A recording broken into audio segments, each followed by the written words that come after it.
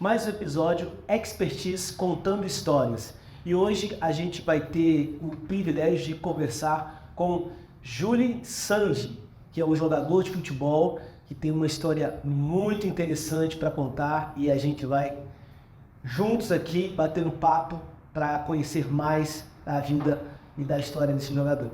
Julen, obrigado por ter aceitado o nosso convite. Prazer, satisfação. E eu quero começar já fazendo a pergunta que eu sempre faço. Quem é Julen Sanji e o que te levou a empreender? E fale pra gente qual é o teu empreendimento aí. Vamos lá, meu nome é Julen Sanji, né? Sou uma pessoa simples, vim de origem humilde. Desde pequenininho, aquele sonho de jogar futebol, né? Uhum. Então eu fui por essa área, por esse caminho. E venho aí há mais de 15, 20 anos trabalhando em busca do objetivo que é chegar num patamar de um time grande no futebol, nacional ou internacional. Legal. Como é que começou a trajetória profissional de jogador de futebol? Como é que começou? Profissional ou de... Isso, profissional. Tá, de início no caso, né? Isso. Então eu comecei aqui em Brasília, né? Eu comecei jogando num time chamado Legião, que era aqui no Cota Do Mil. Legião Urbana? E na época não associado a isso, né? Mas era mais ou menos isso mesmo, era um time laranja. Comecei aqui jogando, na época eu tinha mais ou menos uns 11 anos de idade, com um treinador chamado Rolf Fowler. Legal. E aí era um time assim, não era escolinha, era um pouco melhor que escolinha, né? Que a gente viajava para jogar alguns campeonatos fora. Aí eu tava me destacando aqui em Brasília e na época esse time Legião tinha um blog. E nesse blog tinha um empresário do Rio de Janeiro que estava acompanhando. E ele pediu para um dos observadores dele vir acompanhar. E quando ele veio ver, ele gostou. E aí ele acabou me levando para o Rio. Cara, Tinha mais ou menos de 13 para 14 anos de idade. Aí eu fui jogar no time do Gabriel Pensador, o cantor. O rapper. O Isso aí mesmo, é isso mesmo. E aí fui jogar num time chamado Duque Caxiense, que era do Rio de Janeiro, que era lá para Santa Cruz da Serra, ali, porque lá tinha. Fiquei mais ou menos uns 3 meses, depois ele me levou para fazer um teste no Fluminense, nas categorias de base do Fluminense. Na época eu era infantil. Aí eu fui aprovado, joguei no Fluminense mais ou menos um ano. Aí chegou aquela fase que eu já podia assinar contrato profissional, né? Já com 16 anos. 16 anos. Com 16 anos o atleta pode assinar um contrato profissional. Antes ele tem tipo uma ajuda de curso, né? Quando ele é federado. Só que até então eu não tinha na época, né? E aí eu já estava no clube há mais ou menos um ano, só que trocou a diretoria do clube, né? Veio um pessoal novo do Sul, e aí acabaram que eles queriam que eu esperasse um pouco mais de tempo para eles observarem, né, que até então eles não conheciam. Aí nessa eu acabei falando com o meu empresário na época se não poderia ele conseguir outro time para eu ir, né? E aí ele falou, não, a gente pode tentar no Vasco, né? Que eu queria assinar o contrato profissional. E aí eu fui pro Vasco fazer um teste também. Em que ano isso? Isso foi no ano de 2011. E você foi sozinho? Isso, foi sozinho. Não, eu fui sozinho. Minha mãe e meus pais deixaram, né, com 14 anos. Porque eles viam a vontade, né? Entendi. Que eu me dedicava, me empenhava. No início foi difícil, né? Que eu sempre fui muito apegado a eles, né? Então na época eu era criancinha, não tinha muita maldade, muita malícia, né? E aí você vai começando a conviver com pessoas assim maliciosas, maldosas, então no início foi bem difícil mesmo. Sofri um pouquinho. Né? E nessa época você disse que o empresário conseguiu para você uma oportunidade no Vasco. Isso, aí eu fui fazer um teste no Vasco, aí fui aprovado também. Assim que eu fui aprovado, mais ou menos um mês depois, eu consegui assinar um contrato profissional, né? Legal. Que já era no time do Vasco. Aí joguei lá mais ou menos 2 anos e meio. Caramba. Aí quando mudou a diretoria, e sempre o Eurico já estava vivo. Isso, estava vivo ainda, né? Na época era o Roberto Dinamite. Caramba. Faleceu também, né? E sempre quando eu trocava a diretoria do clube, eles sempre traziam, tipo, treinador de confiança, jogadores de confiança. Então, normalmente quem estava ficava um pouco mais difícil, né? E aí, na época, eu comecei a perder um pouco de espaço, né? Já não estava tendo tanta oportunidade. E eu sempre falei que eu preferia estar jogando do que estar de fora. Nem que eu estivesse jogando num time um pouco inferior, né? E aí foi quando o meu empresário perguntou: quer fazer um teste no Palmeiras? Aí eu falei: pô, quero. Aí fui para São Paulo para poder fazer um teste no Palmeiras. Consegui. Já como profissional? Já como profissional, já tinha um contrato profissional, mas na época eu tinha 17 anos. Aí eu lembro que na época a diretoria do Vasco, né, eu fui pedir uma liberação, porque eu já tinha um contrato, aí tinha que pedir liberação, pedi uma liberação de 2 semanas, né? Eles falaram: não, libera, mas você vai para onde? Aí eu falei: não, eu vou pro Palmeiras. Aí eu lembro que na época o diretor falou assim: pô, você não tá jogando aqui, tu vai jogar no Palmeiras? Nossa. Seria legal se fosse para um time menor, né? Aí eu te dei risada na época, né? Eu falei: você me libera? Te libero. Aí fui, fiz o teste, fui aprovado. Aí chegou a hora de voltar para pedir a rescisão de contrato, né? Aí quando eu cheguei, falei: pô, agora a gente pode assinar a rescisão? Porque eu fui aprovado. Ele tomou um susto, né? Aí demorou um pouquinho, que ele tipo, ficou enrolando. Aí também saí pela porta da frente de boa. Aí fui pro Palmeiras. No Palmeiras eu joguei 1 ano e meio na base. Aí no ano de 2015 eu consegui subir pro profissional do Palmeiras. Nossa. Que aí na época fazia parte do elenco, que foi campeão da Copa do Brasil, né? Ah, é? 2015, né? Você jogou com quem? Assim? Na época lá eu joguei com o Zé Roberto, eu joguei com o Dudu, o Valdívia, o jogador chileno, estava. Joguei Rafael Marques, joguei com Egídio, Cleito Xavier, tinha uma galerinha boa. Tô boa, hein? Porque na verdade, um ano antes, o Palmeiras estava para cair em 2014. Quase que o time caiu.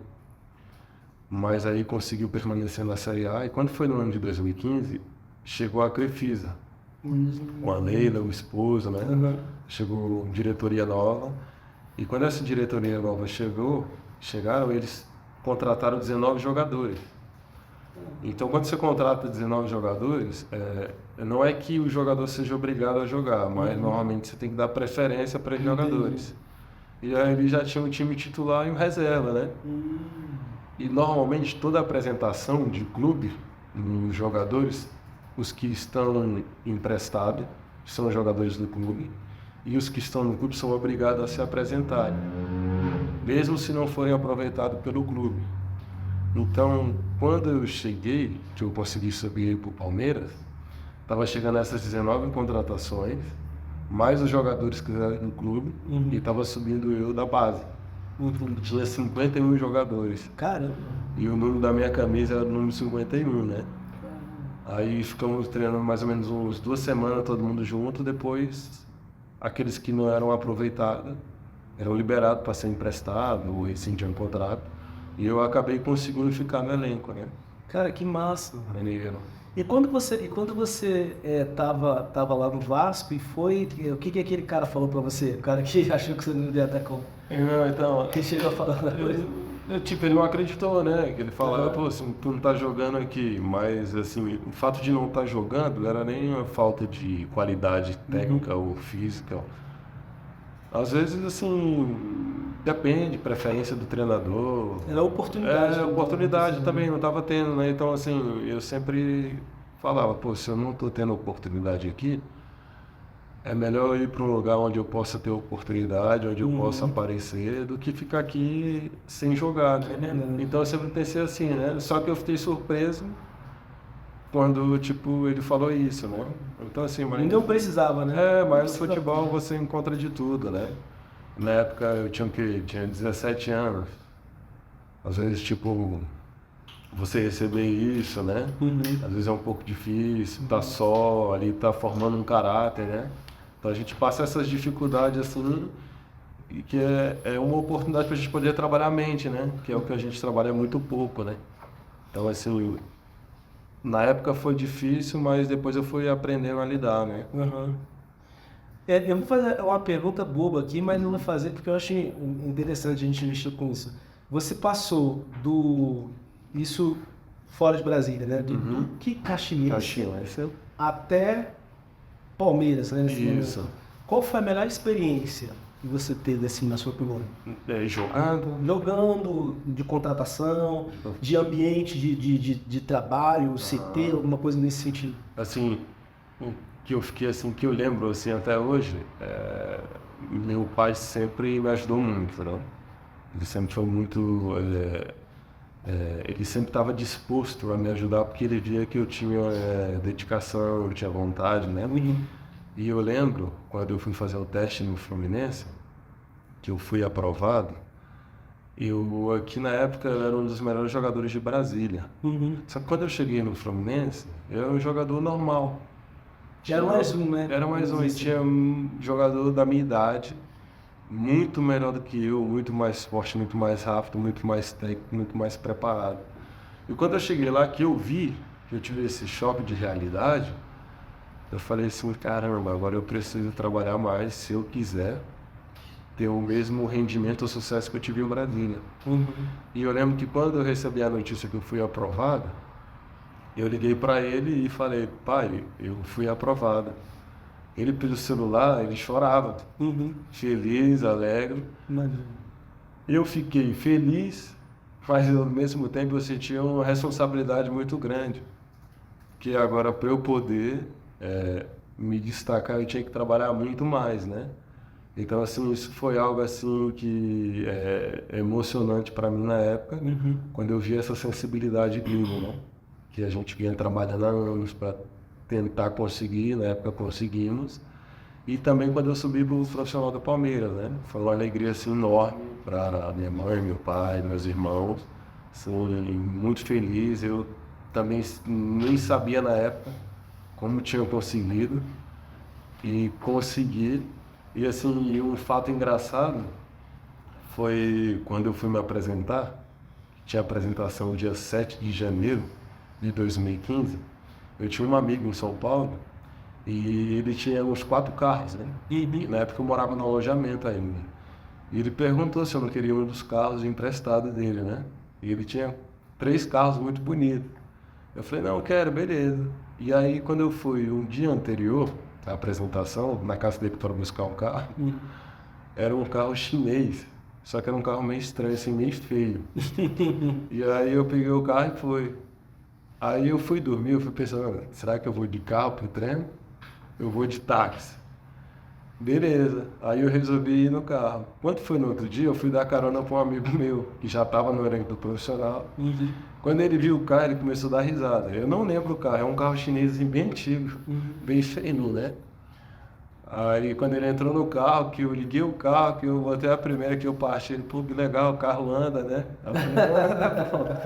Aí quando eu cheguei no profissional do Palmeiras para entrar no portão, o segurança e o pessoal da portaria, tipo, olhou, né? Achou estranho, né? Aí eu botei o rosto para falar, não, é o Júlio, vim me apresentar. Aí os caras abriram o portão, tipo, querendo rir, mas não riram, né? E aí eu pedi para esse meu amigo ir pro vestiário. E nessa minha vaga de garagem, era tipo do lado do Zé Roberto. E o carro do Zé Roberto na época era uma máquina, o carro mais feio na época, assim, o menos bonito, vamos dizer assim, era um Cruze. E aí, ao invés de eu chegar e parar meu carro lá, eu fui com o meu carro lá para trás, onde ficava o pessoal da imprensa. Aí eu guardei o carro lá, aí vim andando. Quando acabou o treino, mais ou menos às 11 horas, eu falei para os moleques, não pode ir de táxi, mano, que eu vou esperar. Aí eu lembro que todo mundo foi embora e eu esperei o último para eu poder pegar o carro. Aí eu lembro que o Fernando Praz tava saindo e perguntou, pô, quer carona? Vai ficar aí? Eu falei, não, eu tô de carro aí. Então beleza. Aí quando todo mundo foi embora, eu saí com o carro. Aí essa também foi uma situação engraçada, né? O carro então era feio? Não, o carro era feio. Aí eu fiquei com vergonha. Qual a posição que você joga? Eu jogava de meio campo. Só que hoje, já faz 2 anos que eu tô jogando de centroavante. Por que Tem uma mudada legal. É porque quando surgiu a oportunidade de eu ir para fora, o meu empresário perguntou se eu não tinha o interesse de jogar como centroavante, porque o clube precisava de um centroavante. Ah, Aí eu falei que eu tinha coragem. foi mais pela oportunidade. Isso, é mais pela oportunidade, né? Aí eu comecei a trabalhar, então veio uns 2 anos treinando, porque quando você muda de posição é um pouco difícil, né? Mas aí tô evoluindo. Legal. Na época que você jogava no Palmeiras, né, que você conseguiu chegar como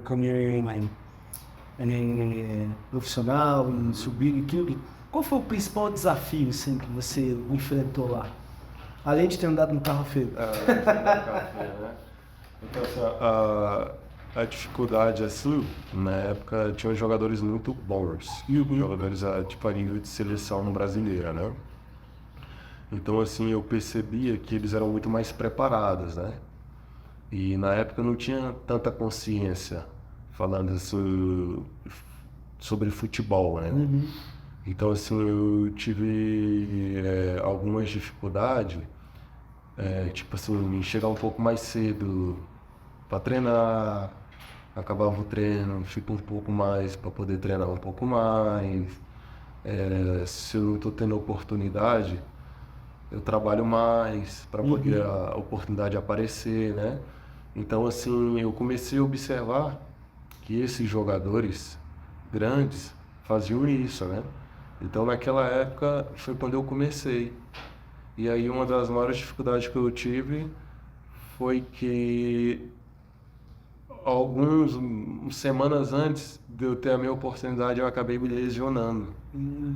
E aí depois que eu lesionei, a oportunidade apareceu, mas eu já estava lesionado. Não estava bem, né? E aí, no caso, eu demorei mais ou menos uns 5 meses para poder voltar. Então, quando eu voltei, eu já voltei tipo na reta final do campeonato. Aí eu consegui ir para 3 jogos no máximo. A gente foi campeão da Copa do Brasil, mas eu não joguei. Então, e aí eles decidiram não renovar o contrato, tudo certo. Entendi. E aí foi quando eu acabei saindo. Então essa foi uma das dificuldades na época, né? Mas Você chegou a fazer gol no Palmeiras? eu não cheguei a estrear, né? Eu fiquei só no banco. Entendi. Eu fui para 3 jogos no banco de reserva, mas não cheguei a estrear. Entendi. Só falando das dificuldades. Essa coisa das lesões é sempre o risco, né, que vocês têm. Né? Não. Que é muito impacto, né? Não, sempre tem. E assim, mas o mais difícil é a recuperação, né? Porque às vezes você demora muito para se recuperar. E por mais que você seja bom e o outro jogador não seja tão bom quanto você, mas ele está treinando. Ele está tendo uma sequência. E quem se machuca fica parado. Então perde o time, né? Perde o time, perde o ritmo, às vezes engorda. E aí quando ele vai voltar, volta com muita dificuldade. E aquele jogador que não é tão bom quanto o rapaz que seja bom, se não tiver preparado, se preparando, dificilmente, né? Consegue aproveitar a oportunidade. Talvez é por isso que os comentaristas, quando tá tendo um jogo, falam assim, tá voltando de lesão, tá se adaptando, né? Então é exatamente isso que você tá para poder facilitar, né? Porque é difícil, você que tá treinando ping-pong, você sabe o que tá falando. Não, cara, ficar 1, 2 dias sem jogar, você já sente diferença. Fica um pouquinho já enferrujado, né? Porque, assim, eu penso não, eu aprendi que esporte como é que é? O treino chama assim, ação repetida contínua. Você tem que estar o tempo todo repetindo para você poder pegar. A repetição traz confiança. Pronto, isso aí. Eu não consegui achar a palavra, mas é isso aí. E eu penso que no futebol, além de você ter que treinar, ter um condicionamento físico bacana, sim, é importante porque você tem um elenco ali que joga junto com você. Então você não está sozinho.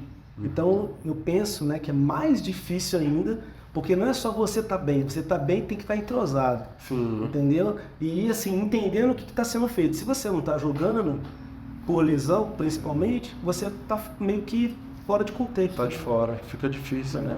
Até voltar a preparação, o ritmo, né? E normalmente esses jogadores que vêm sempre se destacando sempre estão com ritmo, estão com sequência de jogos. Então isso é muito importante, eu acho que para qualquer esporte, né? Legal. Corredor. Interessante. Tenista. E aí, você, depois do Palmeiras, você teve uma oportunidade de ir para fora do país. Como é que foi essa experiência? O que que te levou aí para fora do país, né? Embora pareça uma pergunta boba, né? Porque o que que te levou? Lógico que possibilidade de crescimento, projeção, talvez o financeiro. Mas assim, como foi essa transição? Você estava no Brasil, como é que foi essa oportunidade? Como é que ela apareceu? Como é que você se posicionou? Bom, então, aí depois que eu acabei não renovando com o Palmeiras, eu fiquei um ano parado, né? Mais por problemas extra-campo, né? E aí eu já estava trabalhando só, eu não estava mais como empresário. E essa é a dificuldade, né? Como eu fiquei um ano parado, eu perdi ritmo, perdi força. E para eu conseguir um outro clube foi difícil. Que eles falavam, pô, jogador bom não fica parado. E você ficou parado no tempo. E eu fiquei parado não por causa do necessariamente futebol, foi mais extra-campo, né? Então eu vim para Brasília. Aí eu comecei a jogar no Brasiliense. Tive uma sequência boa aqui. A gente foi campeão da Copa Verde.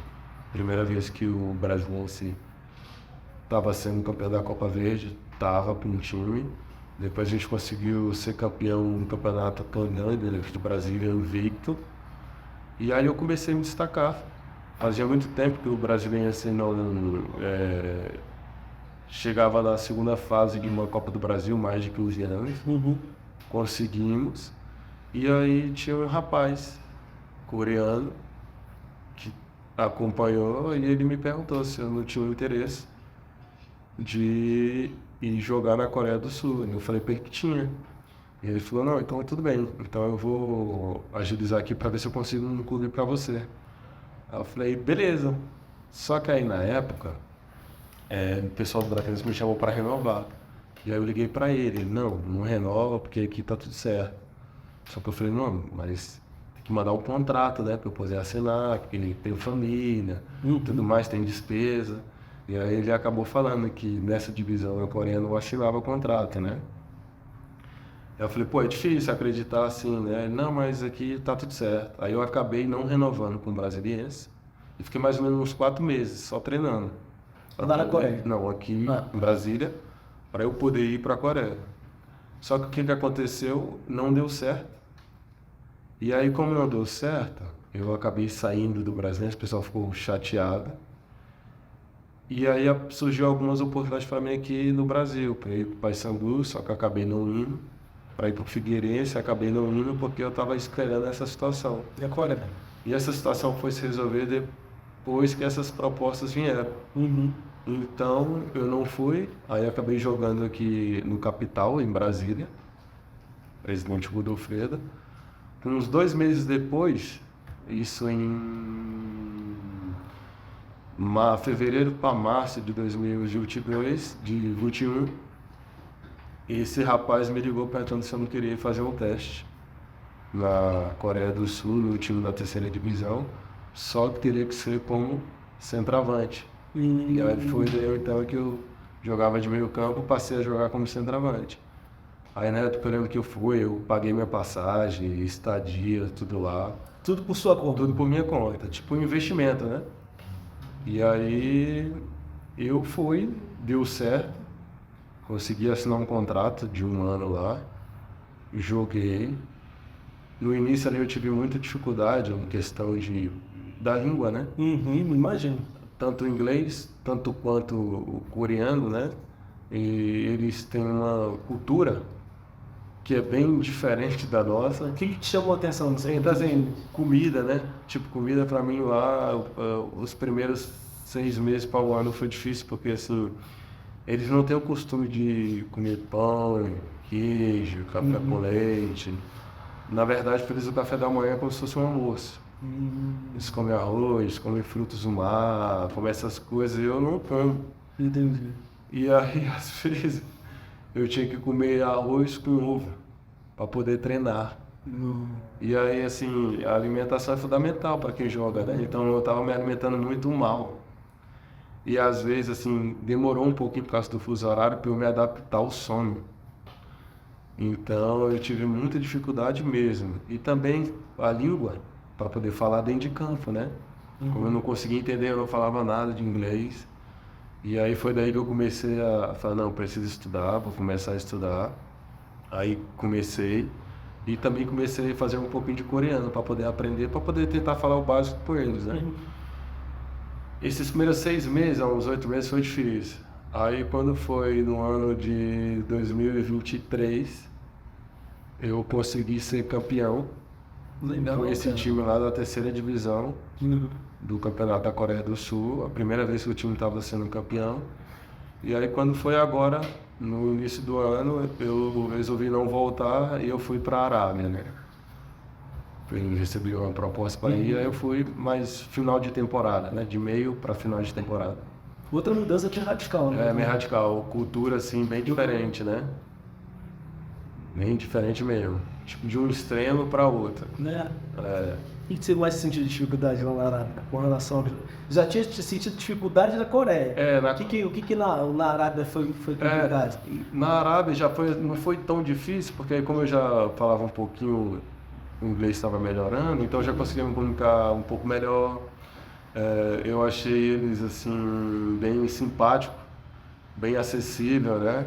É que eu tinha que ir no mercado, padaria, tinha que ir na lavanderia, tinha que sair às vezes ali para ir no shopping. Então tu vai conhecendo as pessoas e eu sempre achei eles bem educados, sempre perguntavam. Uma hora ou outra a gente conhece uma pessoa maliciosa assim, que eu pegava o pessoal do Uber, né?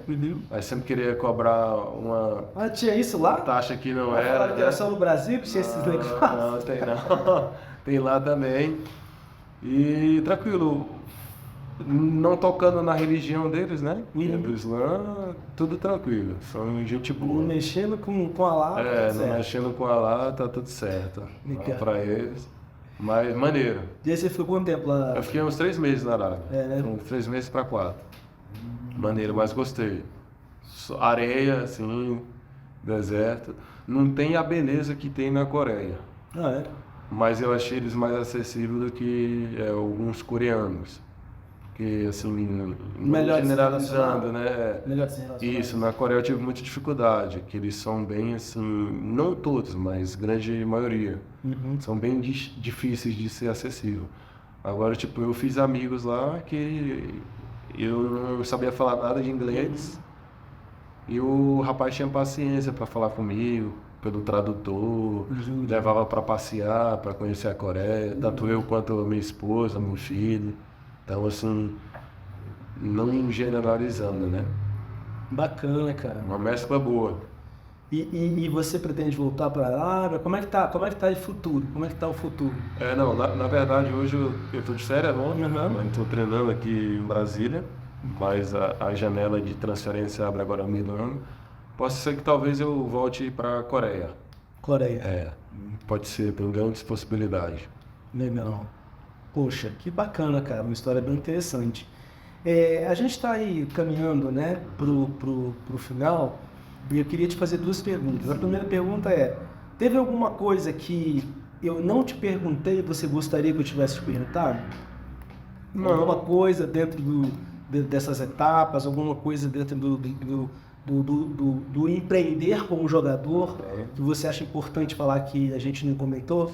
Não, tudo certo, perguntou tudo que poderia falar e o mais importante mesmo do jogador é a dedicação, né? Que a gente se dedica muito para jogar poucos minutos, né? No tempo 45, como você falou, segundo tempo mais 45, né? E aí para os acréscimos um total de 100 minutos, então você faz toda aquela preparação, mas tudo certo. O nosso podcast, ele é o Expertise contando histórias, né? Antes de fazer a pergunta final, me ocorreu alguma coisa aqui. Um objetivo do nosso podcast é trazer histórias inspiradoras de empreendedores, né? Então a ideia é essa. E eu, falando com você ali no café, a gente conversou que, na minha visão, que empreender é tudo aquilo que você se propõe a fazer para atingir um objetivo, para ter uma realização, né? E eu penso que o esporte não é diferente de você empreender numa empresa, abrir um negócio, né? Não é diferente. É até dependendo, né, do que está envolvido, é até mais intenso e muito mais desafiador, né? E como você falou aí agora, quando você está trabalhando na iniciativa privada, você tem um problema, você de saúde, por exemplo, você para um pouco, você retoma, lógico, perde um pouco o ritmo, mas não é como um atleta de alta performance. Eu costumo analisar que um jogador não é um atleta de alta performance. Então, quando você está lá performando, fazendo gol, o jogador lesionou, aí você tem que parar. Sim. Aí, cara, para retomar é recomeçar de novo. Estou falando alguma bobagem? Não, é isso mesmo. Mas eu queria te perguntar, nessa sua história de empreendedor, né, no ramo do futebol, qual a principal lição que você... Se você fosse, de repente, falar isso para os empresários, você olha, empresários, vocês estão achando que é só vocês que têm que investir, que é só vocês que cuidam de negócio. Aqui no lado do futebol o negócio também não é fácil. Então, qual seria, assim, mais ou menos uma lição que você pode tirar nessa trajetória do início da carreira, desde quando você tinha um sonho de ser jogador, aí entrou no processo profissional, passou por esses clubes, imagina as peneiras, as dificuldades que você enfrentou. Qual a lição que você poderia dar para nós, empresários? Assim, na real mesmo, que a maioria deles sabem, né, que é a disciplina, né, da dificuldade de você começar um novo empreendimento. Às vezes você não conseguir atingir aquele objetivo ou aquele sucesso, e mesmo assim você tem que continuar a disciplina, trabalhando, se dedicando até conseguir alcançar o objetivo. Mesmo sem ver o resultado. Mesmo sem ver o resultado. E esse é o mais difícil, porque às vezes você faz um bom trabalho, mas às vezes você não consegue alcançar aquele sonho, aquele objetivo, e você tem que continuar. E isso é difícil demais. Não deixar a peteca cair. Não deixar, e você vem trabalhando, por exemplo, pelo fato de eu ter jogado nas categorias de base em time grande, e depois ter tido a oportunidade de jogar num time grande, depois eu comecei a jogar em time pequeno. Só que eu tenho o objetivo de trabalhar para voltar para um time grande. É difícil. E você tem que ir se dedicando, se dedicando, se dedicando. E às vezes você não consegue atingir aquele objetivo. Na minha situação, por exemplo, das vezes que eu fui campeão, eu achava que ia aparecer uma oportunidade melhor para eu poder subir de patamar. E não aconteceu.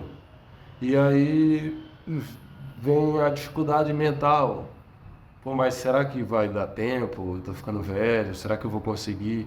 E você vai tentando, o tempo vai passando, e você vai conseguindo alguns objetivos que, na real, não quer dizer que você conseguiu atingir o ápice. E essa é a dificuldade que tem no futebol, mas também você encontra pessoas muito preparadas mentalmente, né? Então, eu acho que a matriz mesmo de você conseguir o objetivo é nunca desistir dos seus sonhos, né? É continuar. Essa é a virtude, né?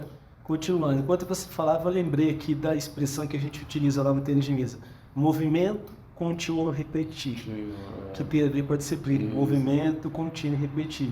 Cara, mas eu estou fazendo a mesma coisa. Movimento, contínuo, repetir. Enquanto isso não ser internalizado e se tornar intuitivo, e nesse caso só vai se tornar intuitivo depois de você repetir tantas vezes, que vai ser naturalmente, você não pode desistir. E quantas histórias também de grandes empresários, pessoas de sucesso que antes de conseguir ficar milionário ou bilionário, faliram e tentaram de novo, Então acho que não só no futebol, mas acho que envolve todas as áreas, né? Se a pessoa não tiver uma persistência ali, porque nem sempre a gente consegue alcançar o objetivo, né? Aquele que a gente quer, né? O tempo que a gente quer. Que a gente quer, né? Por exemplo, corre isso. Pode ser que eu consiga atingir o meu objetivo. O ápice, né? Mas pode ser que eu não consiga. Então a gente fica naquela, agora eu prefiro tentar, né? E aí, quando a gente consegue, é alegria. A seleção brasileira é um objetivo para você atualmente? Já foi, assim, quando eu ainda estava nesse mercado de time grande. Era mais depois, quando eu comecei a ter dificuldade, eu comecei a rodar em pequenos mercados menores, aí a gente já não sonha tanto, começa a ser mais realista, né? Que é bem difícil para poder chegar lá, né? Mas futebol é uma caixinha de surpresa. A gente nunca sabe o dia de amanhã. Pode ser que dê certo, pode ser que não, e só vou saber tentando. Então eu estou aí trabalhando para isso. Última pergunta, a pergunta surpresa, que eu não falei, não comentei nada.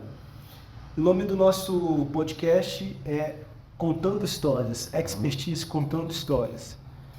E não vou fazer piada que eu faço sempre. Se você tivesse a oportunidade de escolher que história as pessoas fossem contar sobre você, seu filho, seu irmão, sua esposa, você não precisa morrer por isso, tá? Sim. Mas qual história que você gostaria que as pessoas contassem sobre você? Resumindo, Julian Sanji, que história você gostaria que as pessoas contassem sobre você? Sanji o Corajoso. Seria mais ou menos isso. Eu sei, e comparado a amigos, a familiares, no decorrer da minha história, se tivesse acontecido com eles o que aconteceu comigo, eu acho que muitos deles teriam parado, não é? Teria ido para outra área, para outro caminho, outro ramo, e eu acabei continuando. Então eu posso dizer que eu sou um corajoso. Eu acredito que essa seria a história que as outras pessoas poderiam contar de Sanji o Corajoso. Sanji o Corajoso.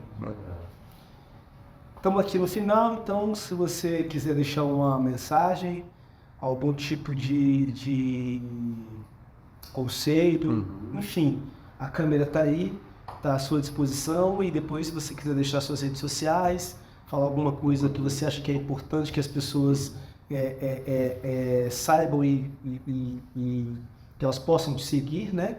Fica à vontade.